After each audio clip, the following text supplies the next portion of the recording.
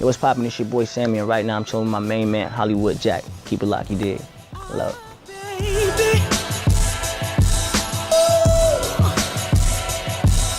Yo, Sammie, what's up, man? Where you been, boy? I've been working, boy. I've been working, man. Yeah, man, I done heard, like, you know what I'm saying, 4 records you just let me hear right now. Right. And, yo, you still got that golden voice, I man. appreciate it. So let's start from the beginning, man. 1999. Yes, sir. In tune. Yes, sir. What I'm saying? How does that situation come about? I got, how do you break into the game? I got discovered right here in New York. I did the Apollo in 1998. Made it to the finals in 1999.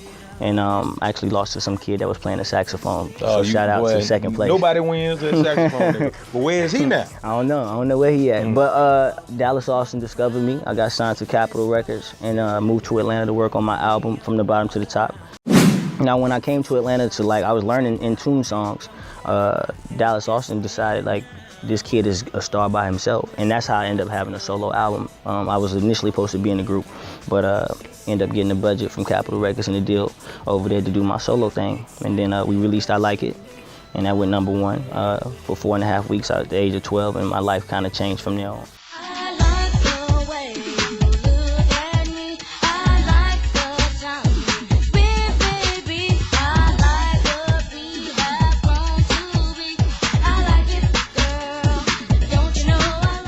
Was the most, I think, amazing memory I have is in 2006 or 2007 when I came back to the industry and Come With Me, a record Brian Michael Cox produced.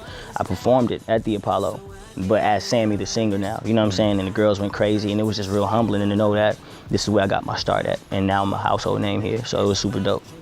Life is full circle. Okay, now, what are you doing recording in New York right now? What's going on here? First of all, I love. You could do it in Atlanta. Yeah, I love New York. There's a lot of great producers there. Yeah, I record in Atlanta, but I like to record in New York also to catch a different vibe and a wave. Sometimes I go out to the West Coast, out to LA, to catch a new wave. I think that you need to be out here and touch as many people as you can in the major cities and the major markets just to get a feel on what they on. Because what people, rock to in New York might not be the same wave that we rock to in Atlanta. So I like to kind of move around and bounce around as I'm working on my album, just to get that flavor and make sure I touch everybody.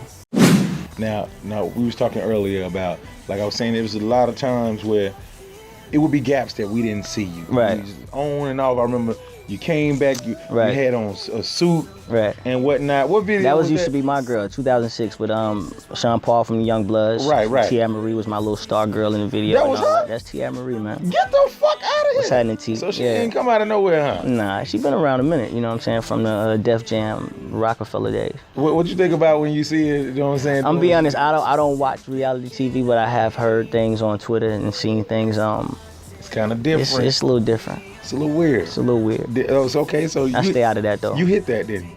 I don't ever kiss and tell. OMG, give me a break, Sammie. Usually when a guy says he doesn't kiss and tell, that means he hit it. She the homie, though. Nah, you hit that. I ain't mess with Tiara. She the homie. Nah, you ain't no finger on nothing like that. I ain't touch it. You ain't touch it. Outside of like what we saw on television. You smell your finger, man. Nah. I just held her hand and blew her a kiss in the video. Just as simple as that. That's it. Yeah, you one of them. You do shit all the way on the low and whatnot. Yeah, man, I stay out the way. You get around. I've been around. There's been a couple of gaps, man. You did the voice is crazy. Appreciate that. I just feel like, you know what I'm saying, people just never got a chance to really get to know consistently. And I can touch on it a little bit. So when from the ages of 12 to 14, you got I Like It. You had Crazy Things I Do for Love. You had my debut album as well as Hardball with Lil Bow Wow, Lil Wayne and Zayn. And then I went on this hiatus, so to speak. Half was to go back to school and just have a sense of normalcy. I remember, okay. Yeah, I remember that. Because your life can change so drastically in this industry, you know what I'm saying, when you have success at a young age. And I feel bad for a lot of my industry peers that only know lights, camera, and action. And then the second thing that happened was in 2009, I parted ways with my ex-manager. And it was unfortunate that it couldn't be just like, you get this, I get that, and this is the end of the road. He's like spent his last 4 or 5 years trying to make sure I would never see the light of day. And you got those kind of people. What was the disconnect, though? I mean, like, why was he trying to destroy you? Why did you guys fall out? People feel entitled, to a gift that God gave me. Nobody taught me how to sing. Nobody had taught me how to write music. This is just what I was born to do. Sometimes all managers aren't the same. This is just the evil person. You feel me? Mm-hmm. From stealing money to forgeries on paperwork. He was just somebody that was trying to get all he could get while he could get it. And once I caught drift of it. I slid, you know what I'm saying, period. And it's been an obstacle because he had so much control over my personal and business life to the point where, you know, I could say it now, like one time I ain't have shit, you know what I'm saying, in 2009. And I'm on like the biggest record in the country with Soulja Boy, Kiss Me Through the Phone. You bullshit. We on The View and we on Jay Leno and we on Jimmy Kimmel Live. And to be honest with you, I didn't know how I was gonna make it to the next month as far as, I got a crib, I got a car. Like I said, I helped my siblings, I helped my mom, but it was nothing that I ever told the world. Because one, I'm not a man of excuses, and two, I just knew that for whatever reason, God put me through it. You know what I'm saying? And I just got to keep working. And now the average person can't fathom like you being on all these different. I know. It's crazy. The worst thing, you know what? Shout out to my brother Jasper Cameron, an amazing songwriter.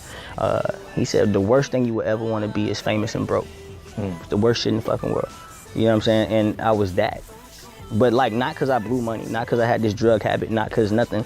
Nah, somebody that I trusted with my business took everything from me and said, stay with me and I can get you back straight or you can die.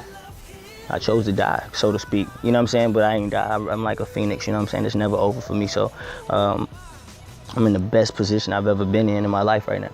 All right, and so how do you envision and what steps do you take to get back on your feet and everything? Well, the beauty of that time when it did happen, I was on, like I said, a top 3 record in the world. So I was doing hella shows. But that was just, I'm used to having like a chunk of change in my bank account. You know what I'm saying? I wasn't used to no show to show. But that's how I was living. God sustained me, and then I ended up getting a deal with Interscope. You know, they cut a check, and now I'm back in the game. You know what I'm saying? And then it forced me to be more business oriented. I started my own company, Star Camp Music, signed myself to myself. I cut my own checks, the cash come to me, I pay my team. So now I'm my own boss, so now everything runs smoothly because it has to come through me. I'm not taking nobody's word for nothing. I'm reading everything, my lawyers check everything. So now, you know, I'm a lot more mindful of the business transaction that's going on around me because I'm included in everything. But as long as you got God in your life, you know what I'm saying, and you're great at what you do, you'll always be able to create other opportunities for yourself. Amen. And a woman. I've been touring the world and I don't have an album out. I've been booked all year and I don't have a single on the radio. That's not by luck or chance. I know what I'm doing, I'm great. My fans love me, I love them. And God is merciful, that's all you need. You did the work. Yeah, that's it. Now you talk a lot about your faith and whatnot. Now, where does that come from? My mom and my pops definitely instilled that into me when I was a kid. So I'm very intact with the spiritual realm. I do believe we are spirits living in just this shell. So, and that story I just said to you, like it was a day where, like I said, in 2009, I'll never forget this. In church, I put my last 100 that I had to my name, not knowing where the shows are coming from into the tide. And then like the next day, I got 2 shows for $8,000 a piece. I went from $0 to $16,000 in like 24 hours. That's God. That is not luck. That's nothing. So, you know, my faith will never be, or my faith, excuse me, will never be wavering because he showed up so many times for me. You know what I mean? At times where it looked like it was done for Sammie. And here I am with 2 label deals on the table as we speak, and deciding if I want to stay indie or major. Like, that's a blessing to be in that position. You know what I'm saying? So I try to share that with people because the world is crazy. You know what I'm saying? It's a terrible place right now, and I just think that people need hope. Word, man. So, like, let's talk about the upcoming project. Yeah. Now, when are you slated to? We're dropping 2 singles. Okay. The top of the year. It's gonna be very excited. An EP or album? Nah, this is the album. I'm 32 songs in. I've been working on it for like 8 months. Okay.